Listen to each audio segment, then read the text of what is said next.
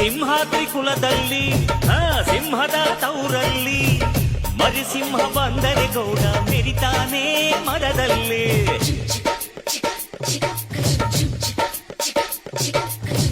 ನೀವೇನ ಹೊರೋದು ನಿಮ್ ತಮ್ಮನ ಹೆರೋದು, ಅದು ಬೇಕು ಇದು ಬೇಕನ್ನಕ್ಕೆ ಬಾಯೇ ನಾರಾನೋಯ್ತದ. ನಮ್ಗೆ ಕೇಳೋಕೆ ಹಕ್ಕೈತೆ ಕೇಳ್ತೀವಿ ಕಣೆ, ಅವಳು ಕುಂತಾಗ ನಿಂತಾಗ ಹಾಕ್ತೀವಿ ಮಣೆ. ನಮ್ ಹುಡುಗಿನ ಇಬ್ರು ಚೆನ್ನಾಗಿ ನೋಡ್ಕೋಬೇಕು, ಅವಳು ಕೇಳಿದ್ನ ಇಲ್ಲ ಅಂದಂಗ್ ಹೊಡಿಸ್ತಿರ್ಬೇಕು.